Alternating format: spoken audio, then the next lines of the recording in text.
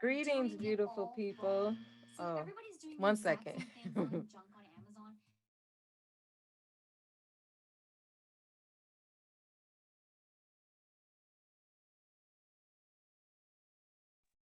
Okay.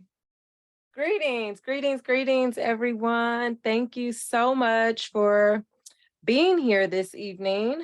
I know there's so many things you could be doing right now. Greetings, I'm Dr. Dominique Reese, the owner of Reese Consulting Group, LLC, where I am the Chief Financial Coach, Consultant, and Strategist. And I want to welcome you to the 2022 year-end financial check-in. Just to even say those words, it's like, man, we really reached the end of 2022. Thank you, Father. Very happy to be here. Very happy. Um, I am going to get started because we've got a lot to cover, and I want to be sure that we have enough time, but I also want to respect your time.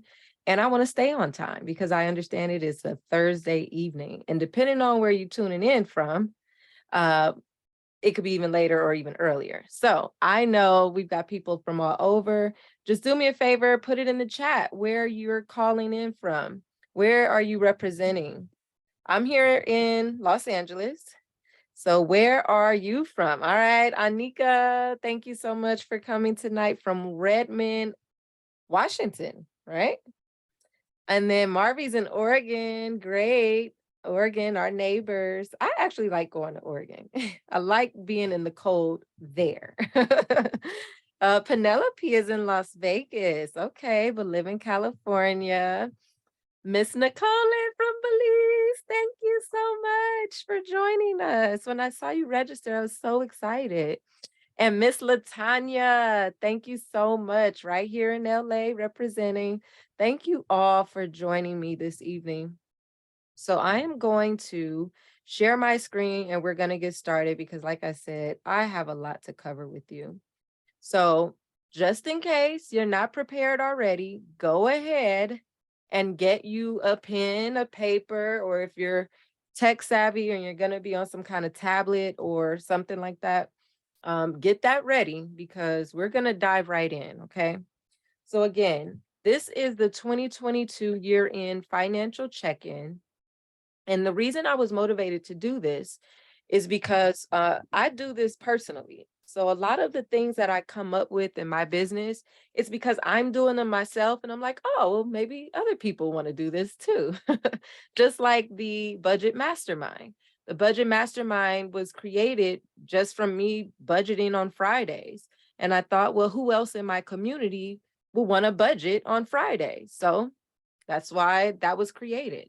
So a lot of the things that I do, it's because I do them and then I want to open them up to my community. So that's how this was born. I'm like, okay, I need to start thinking about next year.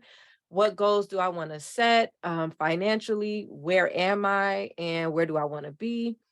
Just because I'm a financial professional doesn't mean I have it all together. And I like to always say that. I am in a journey to millionaire status, and it's going to take me some discipline to get there. So a lot of this is what I'm doing, but also the techniques that I have been teaching and working with clients with for 20 years now.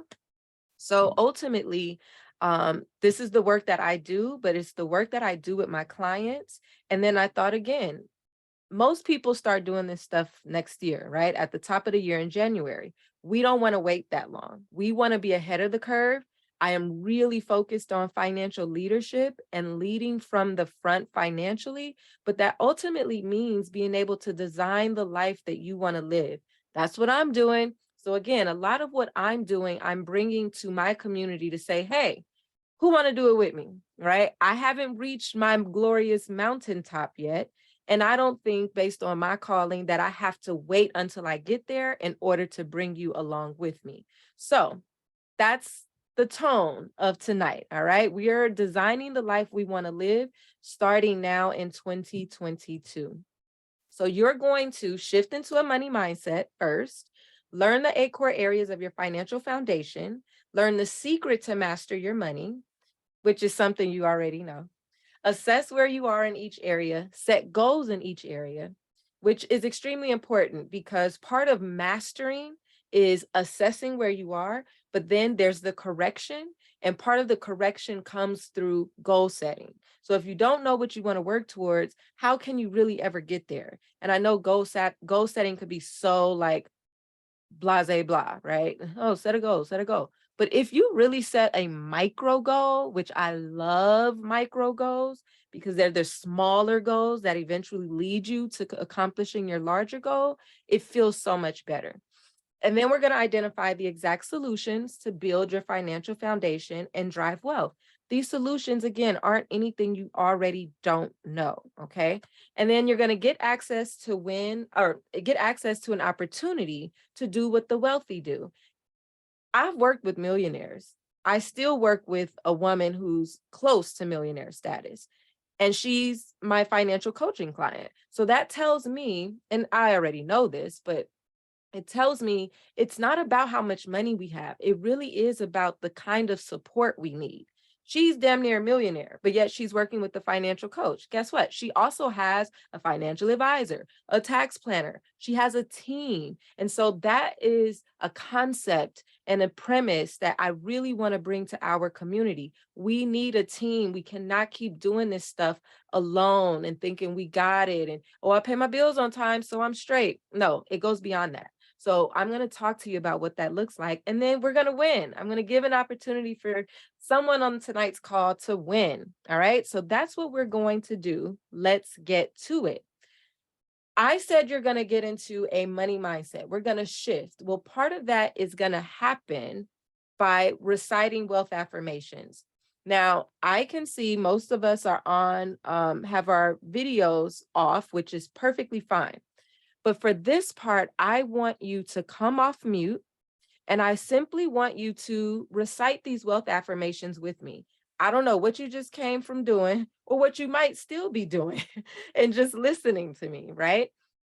But I need you to be here. I need you to be present. So this is going to help shift us into our money mindsets. It's just like any day where I'm working in my business and then I need to do things for my business, I have to shift from working in the business to working on the business. And for me, that's a physical shift.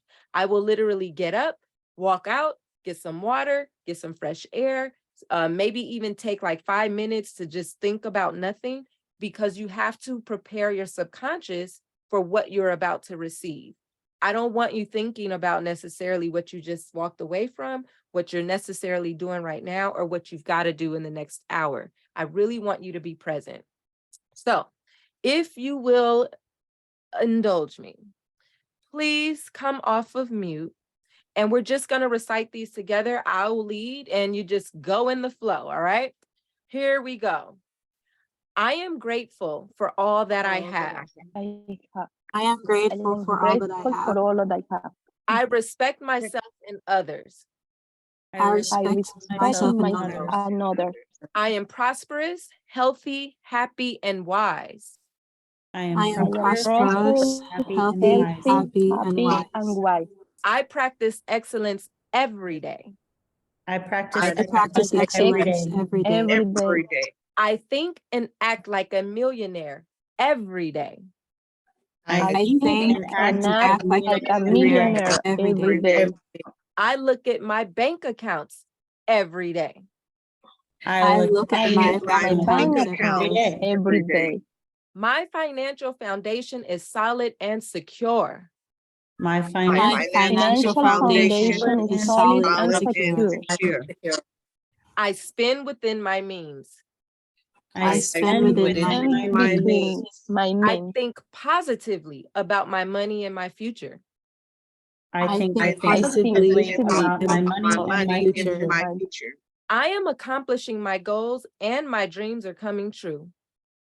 I am accomplishing my goals and my dreams are coming true. I am building a financially stable future for myself and my family. I am building a financially stable future for myself and my family. I am uniquely and divinely created and have a gift to share with the world. I am uniquely and divinely created and have a gift to share with the world. My self-worth and net worth grow each day. My My self-worth self-worth and and my my net net worth worth grow each grow day. each day. Each day. I believe in myself. I I believe believe in in myself. myself. In myself. All right, let's clap it up for ourselves. Not only are we clapping it up for ourselves, but this is a physical way to activate in our subconscious what we just read.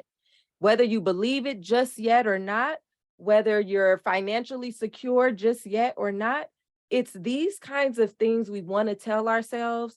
And when it's hitting the fan, or when we feeling broke, or when we just ain't got enough to go around, or something's happening financially, I want you to remember these. I want you to reference them. Feel free to take a picture. I will send this presentation out for you, but it's these thoughts that I want us to have. All right. So there are our wealth affirmations to shift us into our money mindset. So remember, your numbers are just a reflection of your behavior, okay? And they reflect what you're doing or not doing, and they reflect your ability to manage. And so that is the perspective upon which we're going to be talking today. It's really about management.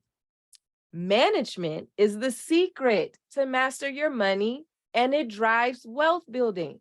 Now, I mean, most people will say, well, no, I need more money. I need more money to drive my wealth, Dr. Dominique. And I won't disagree with you. But what I will say is that it doesn't matter how much you have. Now, I'm a woman of faith, and I know that he will entrust me with more when I prove to him that I can manage what I have. It is the ultimate test of wealth. If you cannot manage $1,000, $2,000, $5,000 every month, why should you be entrusted to manage 10,000 a month or 100,000 a month? I mean, that makes sense to me. If there's any parents on the line, right? Why would we give our children more to manage when they prove to us they can't manage what they have? That is a biblical, that is a financial, that is a wealth principle. So I would be remiss if I didn't say that, and I really wouldn't be preaching my truth if I didn't say that. That is built into what I teach, but it's built into the results that I get and that my clients get. We've got to learn to manage what we have. And that goes directly against the idea of I don't have enough to do X, Y, and Z, right? Oh, I'm gonna start saving when I make more money. Not quite. I'm gonna hire a professional to work with me when I make more money. Not quite. It's actually the inverse. I am going to hire a professional so I can make more money. I am going to save now so I can make more money. It is all principle. So that's where management comes in. It is truly the secret to be able to master your money. But how do you master your money and have wealth, right? That's what it really comes down to. If you master your money, you will have wealth. But how do you do that? What does it mean to master your money? Well, to master your money simply means that you're practicing or you practice managing your money and have developed knowledge, skills, and a system to achieve your financial goals consistently every month. Now, this is a definition that I've created after have working with over 500 private clients, conducting over 10,000 hours of coaching, and completing over, let's say, 1,500 sessions.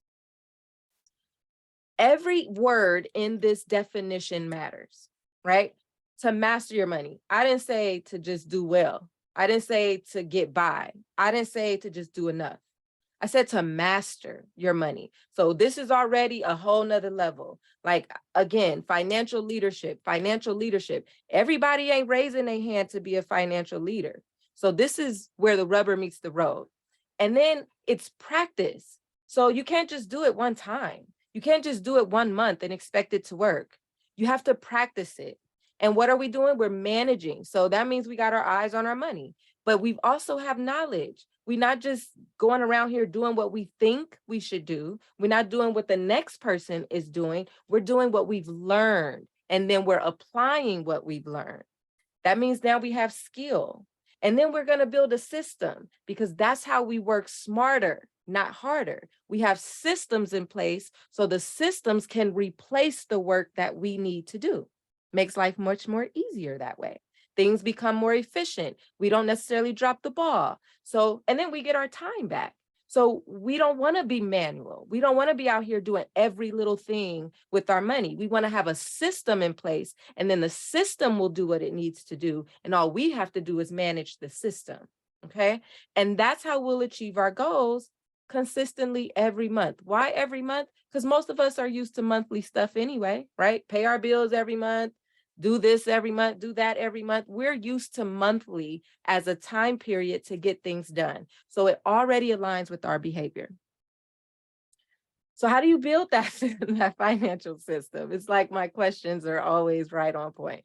How do you build the system and then manage the money so you can drive the wealth you want to have? What is that really made of? Well, I believe it starts by building your financial foundation, and it's 8 core areas. So what are those areas? They are your mindset, your budget, your savings, your debt, your credit, your income, your protection, and then a financial action plan to wrap it all up. So a lot of times you hear the phrase, I want to get my financial house in order, right? I actually love that phrase. But what I began to realize is that it's truly a buzz phrase, right? What does that really mean? What is my financial house? What does it consist of? And it was that question that came to me several years ago that I was like, man, I think there's a gap there. As the industry and as the professional, we ask people, we ask the consumer to get your financial house in order, but we're not telling them what that actually consists of. So in my curriculum, I start telling people what that consists of. And it's these 8 core areas. Not too much to manage, but all of these areas should be top of mind. At the same time, most of us tend to manage these areas in silos or in isolation. We don't want to do that, but I'm going to show you how we could do it all in one place all the time. So when these areas are managed well, you will build your wealth. It's like a law. It's no way you can go wrong when you are covering all of those areas and you're managing them well. So how do you manage your money well? 4 easy steps. I like to call it the Mastermind Money Method, and I remember it by just saying ASIP, ASIP. A, assess your money self, which we're about to do. 2, set your money goals, which we're about to do. Identify and implement strategy. And then 4, plan regular meetings with a financial professional and repeat. That's it. It's simple. This is a system. If you follow this system, you will get a result, right? Here we go. So then you take that method and you apply it to each core area. Same 4 steps to each area. That's it. By doing this, you're managing each area. You'll do tasks, you'll adopt behaviors where every effort will change your numbers. And that's because truly, as a financial coach, I believe that our financial success is measured not necessarily by the result. That is one way to measure it, but more importantly, by the actions you take. So every shift in action matters. You can go from never reading things about money to now reading things about money 1 month. And that is a financial win because you're educating yourself. You can go from not looking at your bank account every day to looking at your bank account every day. If you did nothing else, that is going to create a result. You know why? Because just by looking at the numbers, you'll know better to spend, right? You'll be out in the world doing what you do, and you'll have some awareness around your spending. That's going to do something to your behavior. So every shift and every action matters, and I don't want you to take those small things for granted. I believe in the powers of small. So I'm going to teach you how to shift, take action in your financial life, no matter how much or little you have. First things first, let's get the financial life checklist. If you do not have this already, I am going to drop it in the chat. This is, let's just say, one of many gifts I can give you. But for right now, if you walked away with nothing else, you'll walk away with this financial life checklist. So go ahead, click on that if you want to right now. You can check it out, download it. And this will be a way for you to check in with yourself outside of tonight, just about what you have and what you don't have, what you have in place, what you don't have in place. Okay. Now, for the assessment, let's get a pen, let's get a paper, let's get a calculator, and let's get ready to go. It is time to start the assessment. So I'm going to walk you through this. If you need me to like slow down, if you need me to elaborate, if you have any questions that might come up, feel free to put it in the chat. I want to make this engaging and interactive, so you do not have to wait to the end. Feel free to interrupt me, okay? Let me just make sure. Okay, we good. I may put you in breakout rooms as well, just to create some engagement. But I haven't decided yet. We'll see what the spirit leads me to do. All right, let's start this assessment. Who are you? This is going into your mindset and your personality. There are 8 different categories here. And what I want you to do is to look at them, read them, and maybe on your paper, you could just put 1 through 8, and then decide what percentage of that is you. Are you predominantly a saver? Like 50% of your money personality is a saver? Or is it more like 20%? Or is it more like 10%? What are you, right? A big spender, someone who likes to spend money on big ticket items. A procrastinator, always says what he's gonna do with his money, but when he gets his money, he doesn't do what he said. He puts it off, right? More often than not, this person is financially vulnerable and exposed. Are you a shopper? So you want to shop and spend on whatever you want, when you want. The habit of shopping and that gratification is threatening your success, but you do it anyway. Are you an investor? Do you take those opportunities to double, triple, quadruple your money? Are you a survivor? Now, I've been here. Always living paycheck to paycheck. Don't seem to have enough to go around. You know, making ends meet is a monthly or a weekly challenge, but you know you want more. You just don't know how to get out of the cycle. Are you a debtor? You tend to love a lifestyle, but it's really supported by your credit cards, loans. What's going on there, right? Like, who do you really owe? You owe yourself more than anything, but right now you probably owe some financial institutions. And then maybe there's something else that I haven't identified that you are. So who are you? And your percentages should add up to 100, okay? This is helpful because I want to remind you that you're not just one thing, which would mean you are excelling in one area and probably underperforming in another. It just depends on what those things are as to how you want to create a shift. Okay. It's a bit hard. I know, Anika, but you got to. This is where the rubber meets the road, right? No one knows you better than you, aside from the Father. So you got to do it. Who are you? If you had to face the music, who are you? What are your percentages? Now, is there any brave soul that's willing to share just one of their percentages? Just curious. Any brave soul willing to share, put it in the chat.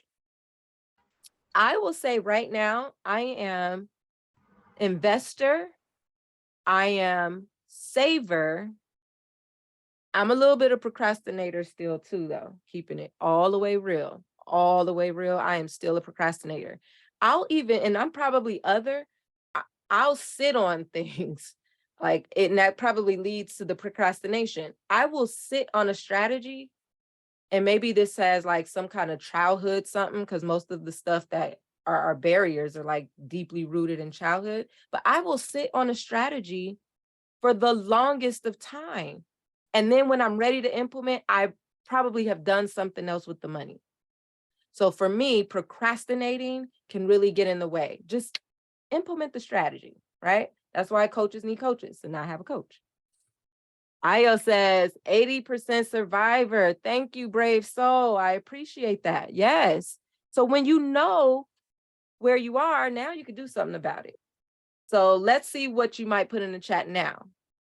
What do you want to be? Right? You've identified who you are. So you've got these 8 things. Who do you want to be? Which one of these would you like to be the most of? I'd say for me, it's investor all the way. 1 in 5. Okay, saver and investor. I'm with you, Miss Latanya. I am with you. I want to be an investor. Let that money work for me, right? Live off of my earnings from my investments. That's what I'm learning. That's what I'm working towards. So 1 in 5 sounds great. Anika says saver and investor. Yes, more saving now, right? It's a lot of us on them 1 in 5s. So this is great. Now that you've got an understanding of your personality, Penelope said 1, 5, 1, and 2. Okay. And I love that too, Penelope. Now I am a big spender. Let me keep it more real. When I do spend, I spend big. And big is relative, y'all. Big is relative, right?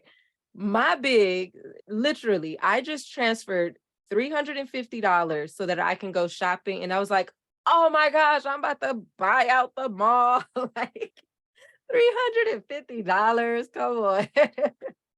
But I don't shop a lot. I couldn't tell you the last time I went shopping. So this is why money is so personal and money is so behavioral. It don't matter what other people are doing. It's all about what you know about you. So that 350 is big spending for me. Now, when I reach a different status in a few short months, I will make that 500, right? Because I have goals. So that's one of my goals, to get to a point where when I'm ready to go shopping, I can spend 500 and it won't do nothing. Because the foundation is solid and secure, right? And I deserve it. At this point, I'm disciplined. So this is great. This is great. Mayo says, I want to be 90% investor, 5% saver. Okay, Ayo, so what about the other 5? That's 95. You got 5 more to go. What's the last 5% that you would want to be? I want to wait for that answer. So put it in the chat and I could share that out. So that's the money personality. And now you've identified who you want to be more of. Let that sink in. Let that be your guide from here until 2023. Big spender. All right. So I think we all on the same page. We 5s, 1s, and 2s. Nicole, and I saw you said 55% big spender, want to be 5, 1, and 2. I think we are all aligned. Thank you, Father. He put us all together. Now, set that goal, right? So your goal was to be, for IO, 90%, investor, you said, right? So set your goal. Write down now the goal. I want to be more of X. And I'll just go back to those so you can see them visually. But go ahead and set the goal. Now, we want to do SMART goals. SMART goals are specific, measurable, achievable, relevant, and time-bound. Specific meaning we don't want to just be saying stuff that's not specific. Like, let's get deep. Let's give some detail to it. Measurable is simply, how will you know you've achieved it? When you what, right? And then achievable. Is this achievable? Is it realistic for you to go to become an investor? Absolutely. It is absolutely achievable, right? You have the means to do that. Even if you don't know a lot about it, you could get educated. So you have the means. You could Google, you have the means. Is it relevant? It's totally relevant. In order to be a wealth builder, you've got to have money working for you. So you've got to become an investor. And then time bound. This is where it gets tricky. Now, can you become an investor in the amount of time that you want to put in for this goal? What if your goal is to become an investor within 2 weeks? That could be doable based on your financial situation. The next person might not be able to do that. They might need to wait 2 months, right? So time bound. I want you to make your goal 1 sentence, but it's specific, it's measurable, it's achievable, it's relevant, and it's time bound. And once you've got that goal, let me get a brave soul to share it out in the chat. Okay, tell me what your 1 goal is related to your money personality. Put it in the chat. I'm gonna keep it moving to our next section. So now we want to start assessing the numbers. This is an example. An example simply shows how much is coming in every month under income and what's going out every month. Those are your total monthly. You multiply that by 12. Now we have your numbers for the year, okay? So what are your numbers? And this is after taxes. How much is coming in after taxes? Get as specific, not as specific, get as accurate as you can with your number. If you got your pay stub out, that's even better. If you're looking at your bank statement to see how much came in from your last check, even better, right? Get accurate as possible. And then multiply that by 12 for your total annual. Then I want you to take a look at your expenses. And if you're not looking at a budget or you don't have everything, ballpark it in your mind, right? And another easy way is if everything that comes in is going out, there you have it. If income is 2,500 and 2,500 is going out, there you have it. If more than 2,500 is going out, there you have it, okay? So if you've got to ballpark it like that, ballpark it like that. But I want you to calculate what's coming in every month, what's going out every month. Now, for my entrepreneurs and my self-employed people, yours goes like this. I already know because that's how mine go.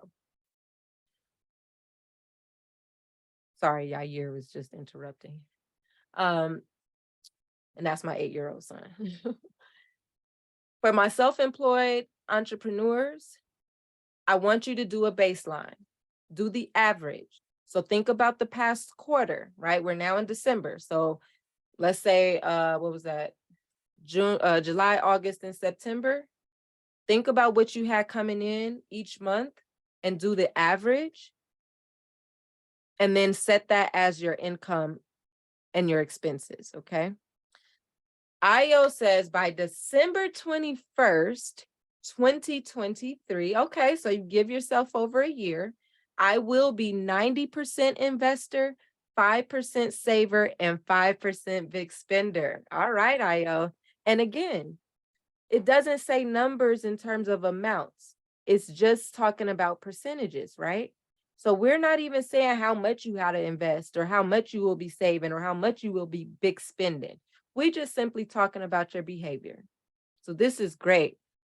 Yeah, I know, right, Anika? I think we all go kind of adopt your goals. So thank you for sharing that. All right, so do you have your numbers? Does anyone need me to stay here a little bit? If you have your numbers, go ahead and put a thumbs up in the chat or on your little reactions. Give me a thumbs up, and then that way I'll be able to know if you need more time. But if you don't need more time, then we're gonna move on. All right, I don't see anybody saying they need more time. Okay, we're gonna keep it pushing. Now, set your goal. All right, thanks, Joey.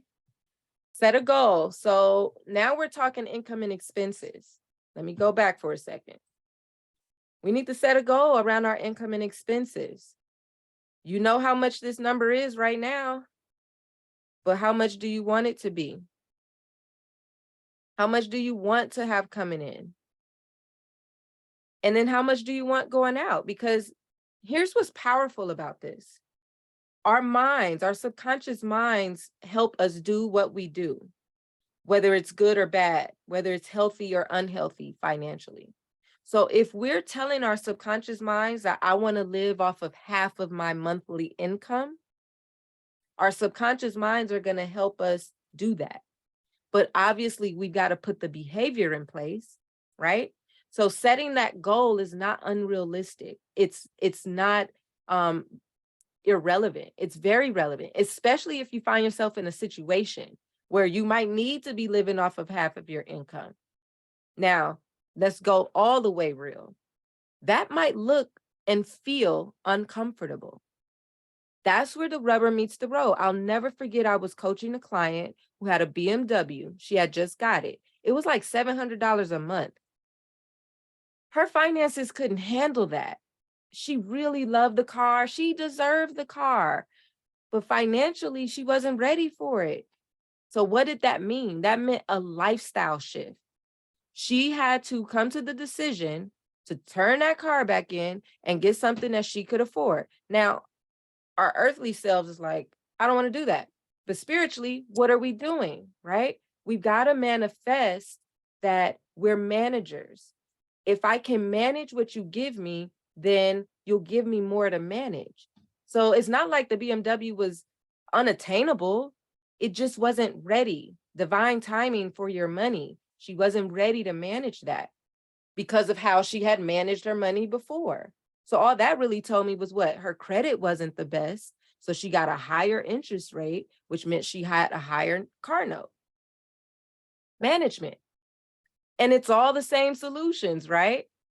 So ultimately, set your goal for something that you really think like is kind of, I don't know if I could do this. Set that goal. If it makes you say that, that's the goal you need to set.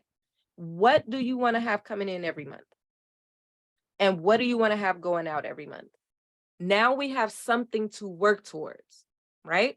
But if we have nothing to work towards, then we just out here swipe, swipe, swipe, swipe, swipe, add that service. Oh, I'll get that for this month. I'll cancel it next month if I don't want it. All right. So now you should have 2 goals set, one for your personality, your money self, and now one for your income and expenses. That covers your budget. Now, this is your savings. What do you have in your savings? There are 5 types of savings that I educate clients about. And if you are not entrepreneurial or you don't want to be an entrepreneur or have any other additional streams of income where you're in control of that income, you will have 4 types of savings. When I need it, I got it is what I call an emergency fund. Because I know my words are powerful, I don't call it an emergency fund because I don't want any more emergencies. I don't at all. So why would I put money for that? I like to call it when I need it, I got it. It don't have to come from my cash flow, right? I have money coming in and then I have what's in my savings. When I need it, I got it. So I don't have to pull nothing from the cash flow because that's already for something. This is the importance of the when I need it, I got it fund. So you don't have to pull from your cash flow and mess up your monthly budget when something unexpected happens. Regular or goal specific, saving for vacation. That's a regular savings goal. That's goal specific. Saving for a new wardrobe. I've done that before. I've saved $1,000, took that and went and bought all new clothes. Felt really good too. So that's a regular or goal specific. Investments, anything that's working for you, right? Anything that's working for you. Investment account, traditional real estate income, any interest you're getting paid, any royalties you're getting paid, that would go in the investments category. Retirement, any retirement designated accounts, 401ks, 403bs, 457bs, those are all pre-tax. Roth, that's after tax. Traditional IRA, SEP IRA for my independents. Or maybe you just have an account that you've designated as your retirement account, and it may not be a traditional retirement designated account, which is cool too, because you don't have to worry about the retirement rules when you do that. And then if you are an entrepreneur, any monies that you have in a business savings. I tend to have a business savings because when I was working, my job was also funding my business. So I would pull money from my cash flow and then put it towards the business. But what I learned to do was, let me just kind of save some money for the business. That way I don't always have to pull from my cash flow. And then I had some capital there when I was ready to do something for the business until the business could sustain itself. So in this example, $4,961.87. Add it all up. This would be your asset, right? This is the money you have in savings. All of your savings. These are the things you would ever need to save for. Okay. Now, set a goal. How you feel about that number? How do you feel about your savings number? Type it in the chat. Give me one word about how you feel about your savings number. One word about your savings number. When I look at mine, I'm inspired because it's more than it used to be. I'm not where I want to be, and I'm doing the things to get there. So I'm just inspired at this point. Anika says sporadic. Okay, that's a really good word. Nicole says achievable. Okay, very good. Say that. I hear you, Ms. Latoya, right? I'm doing the things that will get me to my goal, so I feel inspired, right? And it is sporadic. So Anika, I'm kind of there with you.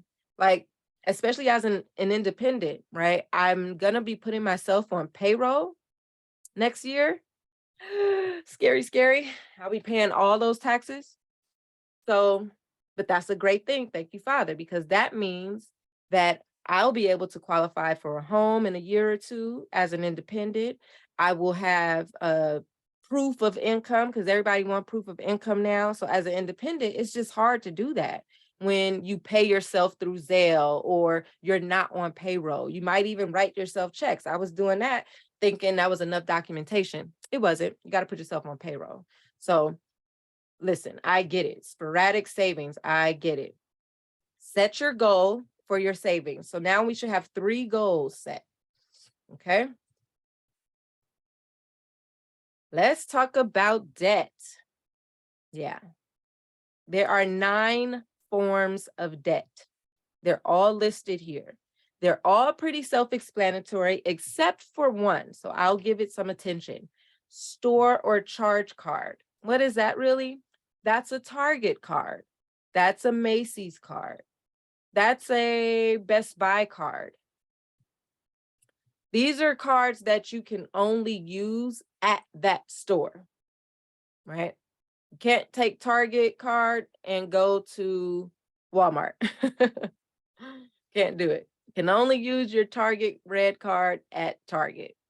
So while that is a credit card, it's a specific type of credit card. It is a store charge card, okay? So if you have any cards like that, I want you to break it out because that's important and it relates to your behavior. A lot of us who have store charge cards might find that those cards have high balances. Why? Because we tend to go to that store most often because of that card, okay? So these things are important. There are 9 forms of debt. They all eat away at our cash flow. So I want you to put how much you have if you have that type of debt, right? Credit card, yes or no? If yes, how much? Ballpark it. If you know the exact amount, great. Think of all the credit cards you have. And you might even want to put in parentheses how many you have, right? Because I think seeing that number will do something for you. Store charge card, student loan debt, right? And if you have it, but you're not paying it back, say yes and still put how much, because we want to plan for it. And then you're going to just asterisk it out. Ms. Latanya says 600. 600. What's that for, Ms. Latanya? Which form of debt is that for you? Put it in the chat. I'll wait for it.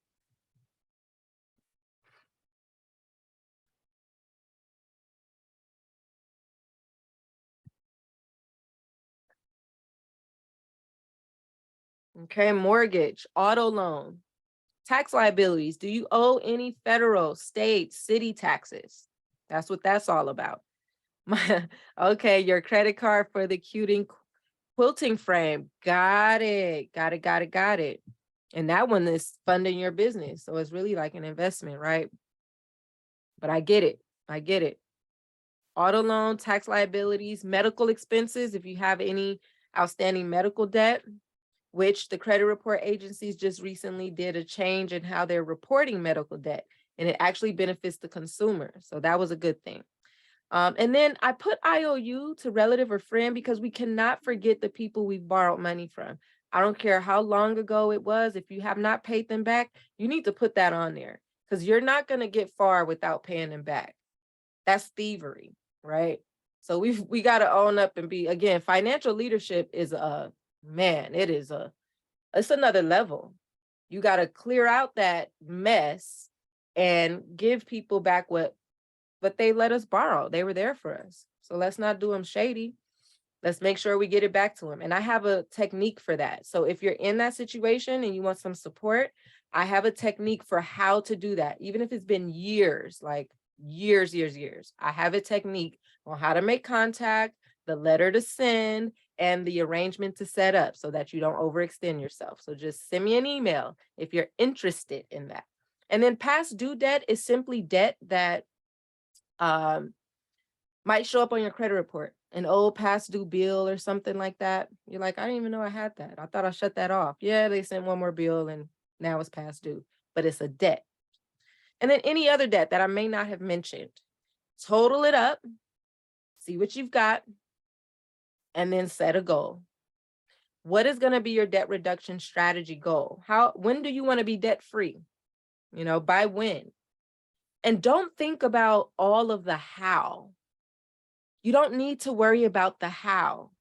You simply need to set the goal. Again, I'm a woman of God, and he reveals things to me that I had no idea. And I'm like, wow, that's how I achieved that. I didn't even see that. But had I been worried about the how, I probably wouldn't even set the goal because I'm trying to think about it from what I can do. Well, I got this coming in, I got that coming in, I got that coming in. That ain't enough to do that. That's limited thinking. That's not abundant thinking. So set the goal. Don't worry about the how. Okay. June 2023. I hear that, Miss Latanya. That sounds good. That's literally 6 months away, right? 6 months away. So now you've got a fourth goal, your debt goal. When you want to be debt free, right? When you want to be debt free. When was the last time you checked your credit report? So this is a part of the assessment. I need to know that. I need you to know that. Anika says by 2024, I want to pay off all my student loan debt. September 2024. That's right. Make it specific. Very good, Anika. Very good. When was the last time you checked your credit report? And what's your score if you had to take your best guess? Now, I know you got Credit Karma right out there to help us stay in the know. I like to, both, Miss Latanya, when you check your credit report, because it's what's on the report that generates the score. The report is actually the most important thing. I teach my clients, don't even worry about the score. Wherever it is, we do these 5 things, it can impact your score. So we like to focus on what's on the report. But when's the last time you checked it, right? And if you had to take your best guess, put what your score is. And then if you have some kind of app, Experian.com or Credit Karma, I like Experian.com because it gives you the FICO score 8. And that is the score that's mostly used by creditors. Okay. Nice, Penelope. Okay. Okay, last year. So we definitely want to check that, Miss Latanya, and bam, there's your resource to do it. I want you to pull from annualcreditreport.com because I need you to see and feel your credit reports. In this digital age, I'm for it, but we can't get too far removed from some of the basics. And when you look at the credit report and you review it, this is a grand opportunity to make sure everything's correct, to clean it up, because you might notice all these old addresses and all this stuff that's just making your report look all janky. You might notice, wait, that ain't even my account. So maybe your identity has been compromised. It is time to check our reports. You use this website. You could do it online or they will send them in the mail. I encourage you to get it sent in the mail because it'll be printed already and you can see how they look from each bureau. Now you boosting your literacy, right? You know what a credit report looks like. You know the sections of it. You know what should be there. And if anything's wrong, you can dispute it, okay? Is it okay if some debts are not reported to all credit bureaus? Yes. And that's simply because the creditor has not paid that credit bureau to report it. So if, for example, if I were reporting credit for, let's say, the clients I work with, and they pay me monthly, right? And I can report those payments, but I might only sign up with TransUnion. So you won't see any behavior reported on Equifax and Experian because I'm not paying to report on those bureaus. So that's how that happens.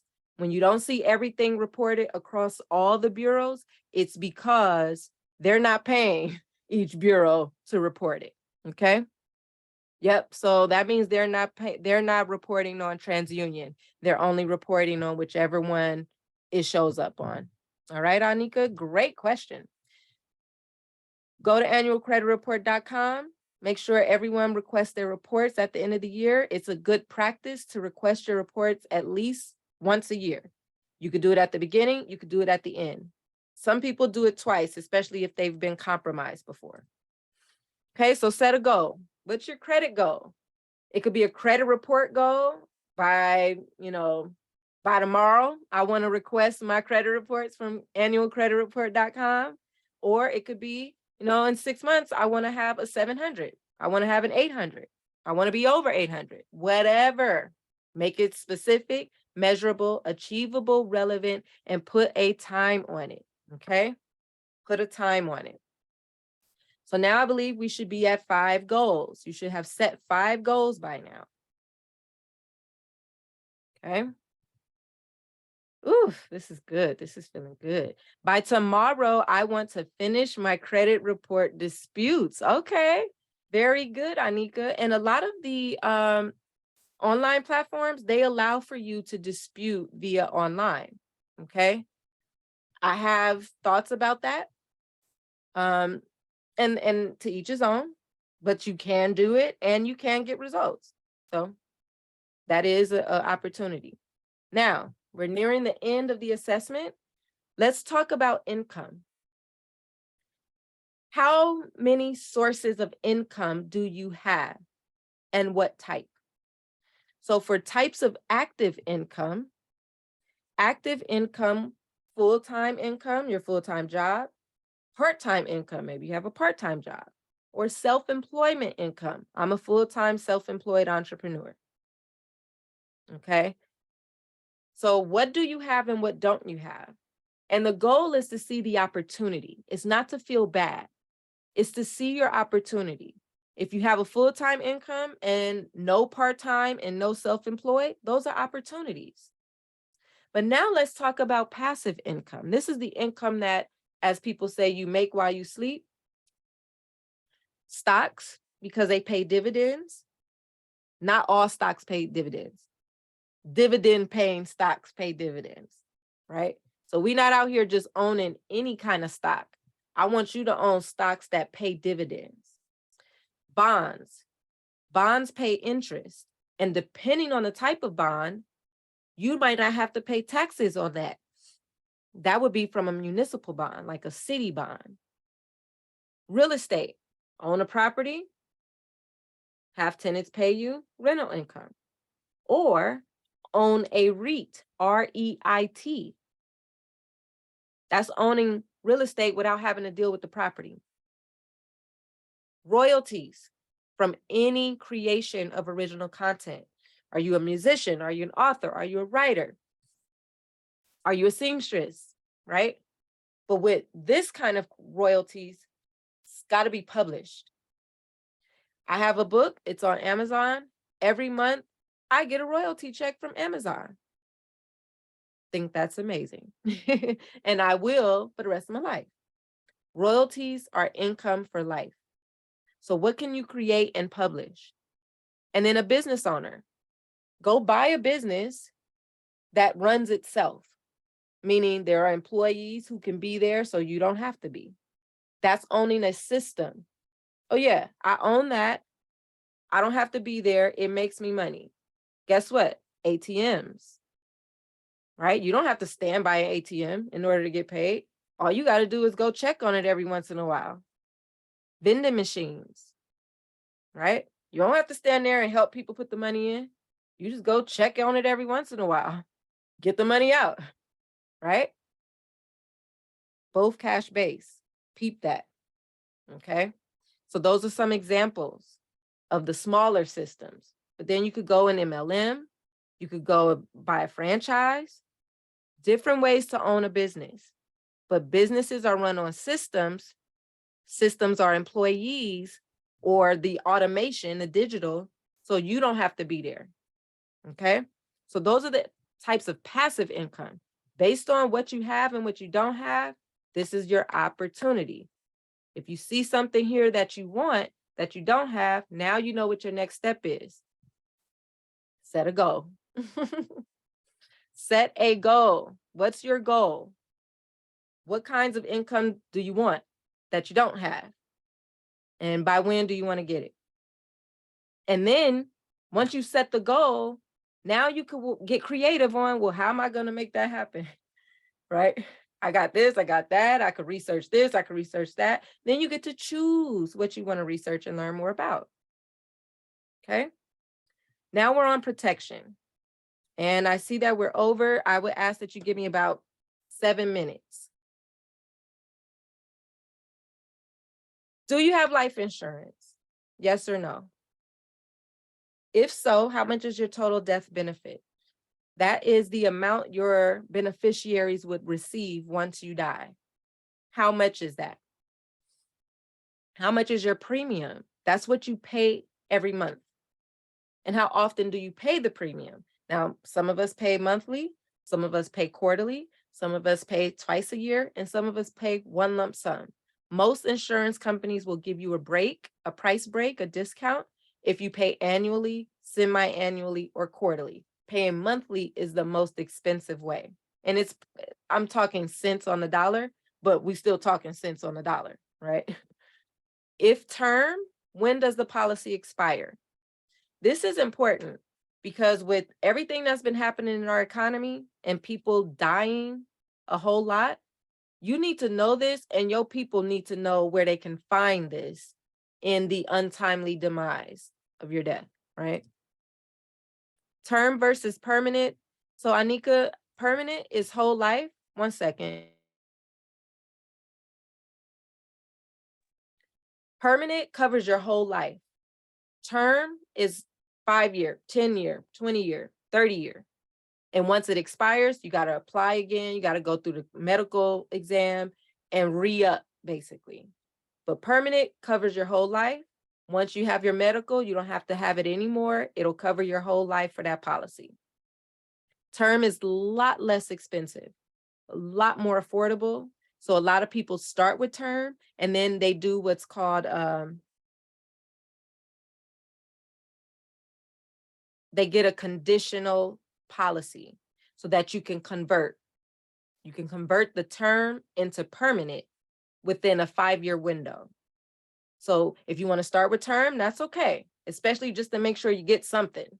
But make sure you have that condition that you can convert the policy. Now, do you have car insurance? Here in California, it's mandatory. Renter's insurance. Some people are like, I don't need that. Okay. What if you walked in your apartment and everything was gone? Do you have the cash to go replace everything? If not, you need renter's insurance. Business insurance, disability insurance, health insurance. Now, a living will. You might think I don't have anything to protect. I don't really have a lot. You need a living will. We all need a living will. A trust is excellent because it covers things a will doesn't. A will doesn't cover every asset. So when you have a trust, it's kind of like the bucket that catches everything else, but you can also dispel or enumerate more of your wishes with a trust. Yes, it comes with other responsibilities. You need a trustee. There's a fee to get it set up and everything in divine order. You may not be ready for the trust, but set a goal to get one, right? Financial leadership. Set a goal to get one. Okay. Health proxies and advanced directives. Every state website has a template for a health proxy or advanced directive. It is the health document that you want to have in place in case, in whatever happens, you might become incapacitated to make decisions for yourself. Now, it's health related. Why is it here in a financial workshop? Because your health costs, and certain things will cost. So you want to have a plan in place with a person designated that if everything hits the fan, you might not even be dead. You don't have to be dead. You could just be incapacitated, unable to speak on your own behalf. This person, based on these documents, would speak on your behalf and make sure that what you want to have happen, happens. Okay. And California has templates up on ca.gov. Every state has those documents. Based on what you have or don't have here, those are the goals you need to set, okay? So that's good. You might have a few things coming out of the protection phase. That's what we just assessed. We just assessed your protection. So based on what you have or don't have, or what you know or don't know, maybe you have insurance, but you don't know your death benefit. Your goal is to go learn your death benefit, because the next step is really to calculate if you have enough coverage or not. Are you sufficiently covered? Okay. So this will drive your goals, this checklist. Let me take a little break. Let me just check in. Okay, Anika, I see some of your questions, but in the interest of time, I'm gonna hold off on them, but I will tell you this, I will send them out. So everyone who's here, I'll send out the questions that Anika put in. What is term? What is a living will? What is a trust? I'll send some resources so you can learn a little bit more about what those things are, okay? So after I'll send that out, you are most welcome. Just wanna catch my breath. We're basically done with the assessment. So now what? Let's go back to the presentation. All right, so now you've identified your financial strengths and weaknesses. You can clearly see what areas of your financial foundation that need to be strengthened, right? And you've set goals to improve those areas. Done. Really, you can walk away and be ready to implement, if nothing else, right? So how do you fix it? You've got the goals, you know what you need to do, you know the areas that are calling your attention based on the 8 core areas of your financial foundation. Well, you're gonna fix it with a breakthrough budgeting technique.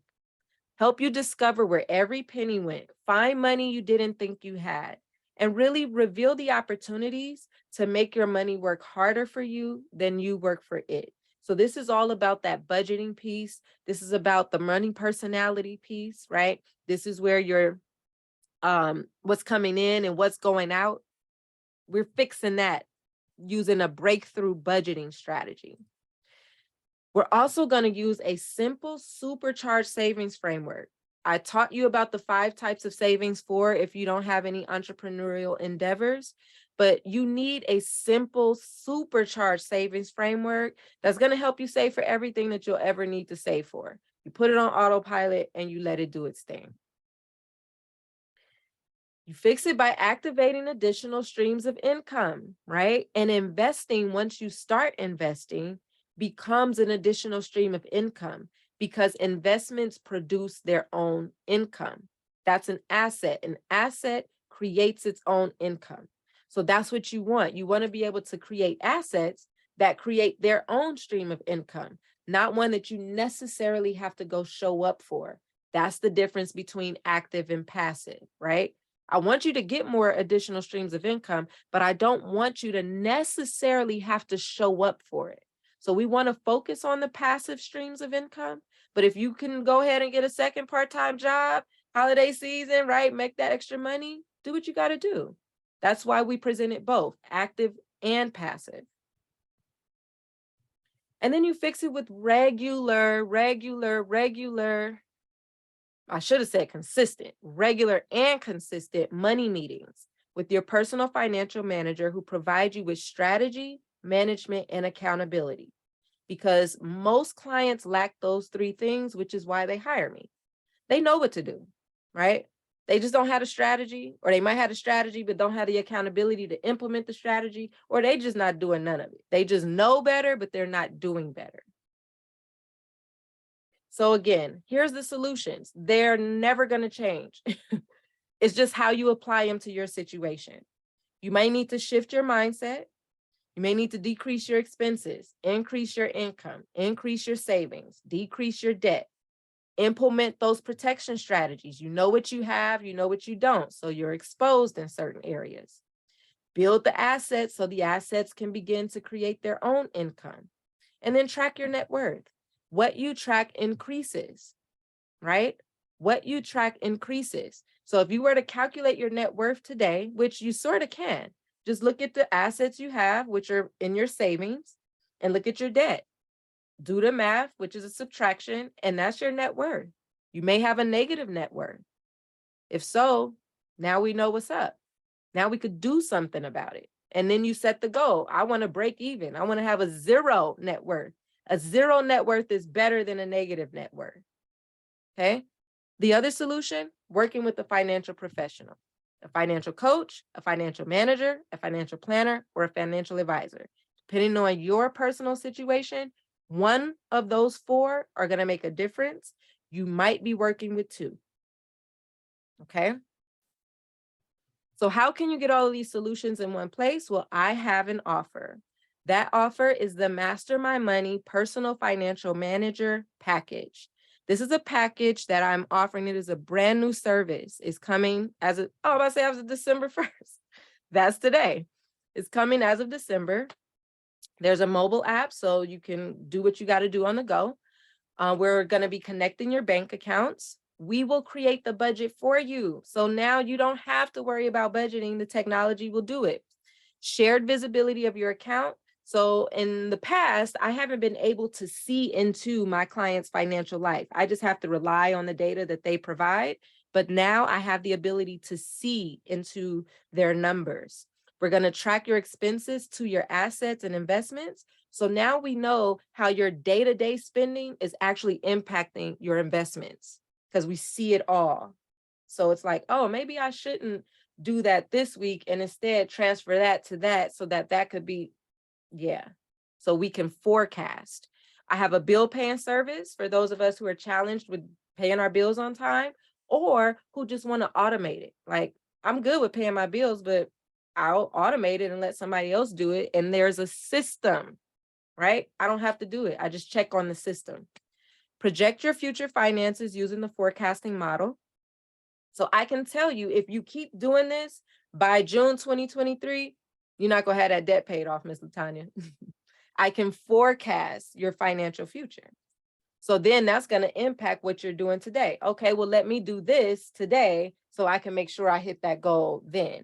I could even show you what your numbers are going to look like.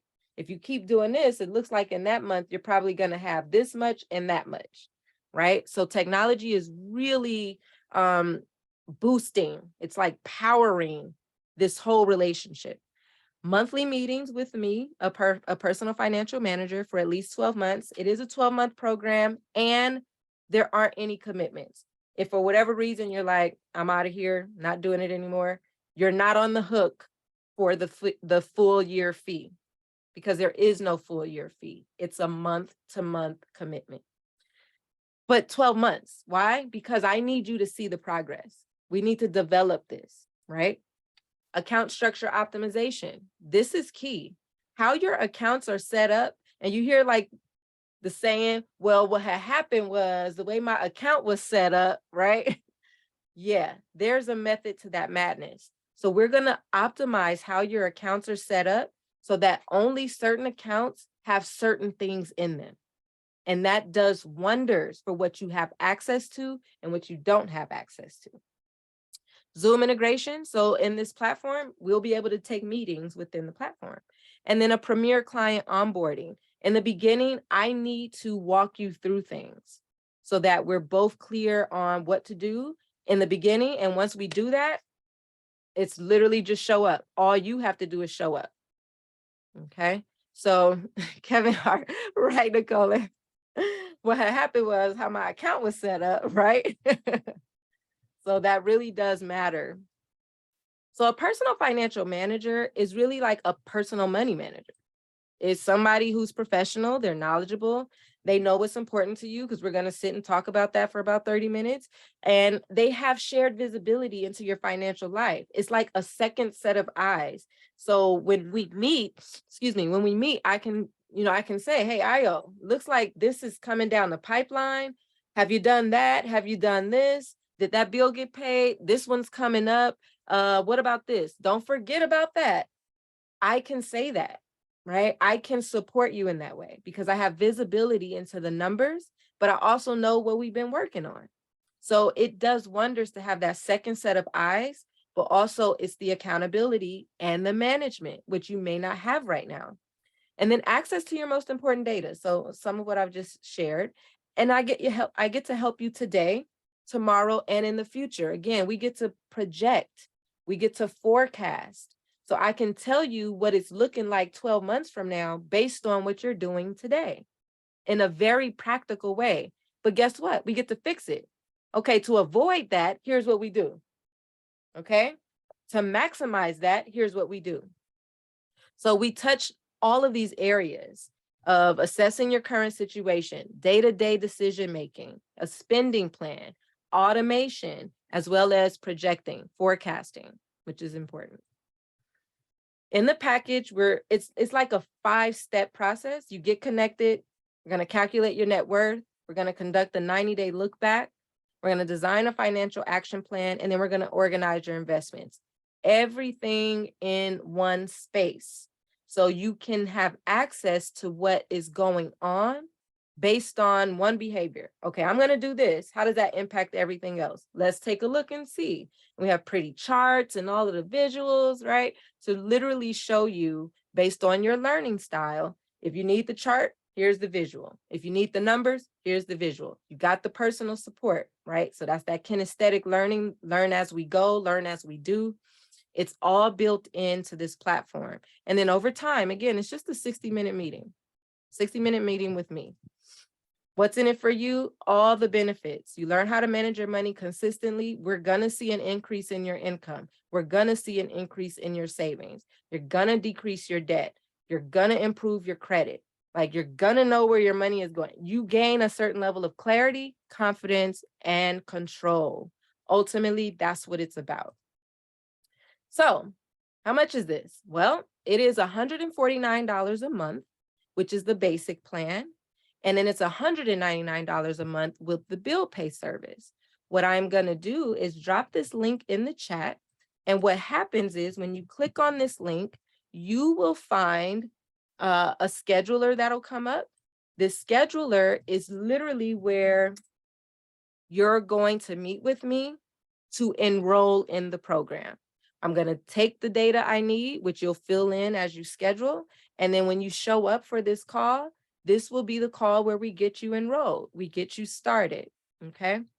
Today, however, I want to give you the opportunity to save $600 for the year by giving you a free upgrade to the bill pay service. So instead of paying $199 with bill pay, you could pay $149 and get the bill pay. Okay. So that would be a free upgrade to the bill pay service if you book tonight, meaning you click the link, you find a time, it could be any time that's available that works for you. And then on that day and time, we show up, it's virtual. I'll walk you through the steps. You will have already filled in some information, but on that call, that's when we enroll. So you'll have your credit card ready to put in the system. It'll charge you like probably later that night or something like that. But that's when we're ready. So this link is for when you are ready. And if you book today, meaning not schedule with me today, but you click the link, you find the time that works for you, and you book for that day and time. When we do that, I will do the free upgrade, and then you'll basically be getting the premier package for the basic price, $149 a month. Questions, questions, questions. What do you have for me? What do you want to know? What's not clear? Any areas of your foundation that you've got questions about? What's coming up for you? And any comments, any feedback? How was this for you? Was this helpful at all? Did you learn anything about yourself financially? So this is basically time to share out. Let me know what you think about tonight, how this went for you, and what you may do moving forward. Anyone care to share? I have a question. So about the terms. There's like the planner and the coach and the manager. Like, what's some difference between all of those different terms? Thank you. Great question. Financial coach is someone who works with clients on goal-based planning. Financial manager does more of what I just described in that package. It's not just the coaching, but it's actually helping you to manage, because I have visibility into your data.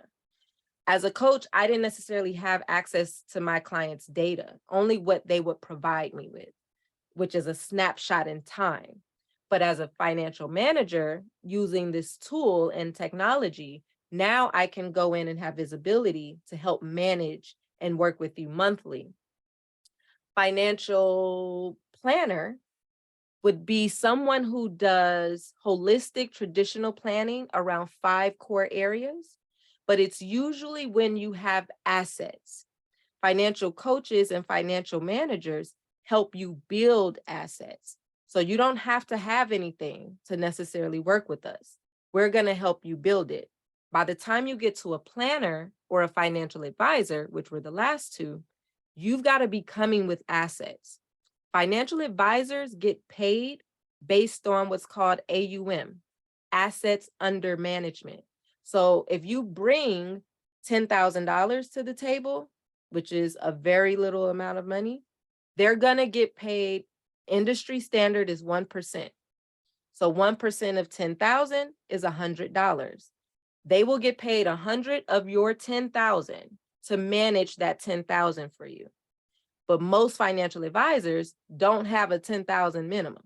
They have minimums of 250,000, 25,000, 5,000. Like, you've got to bring assets so that they can manage them, and then they get paid a fee of what they're managing for you.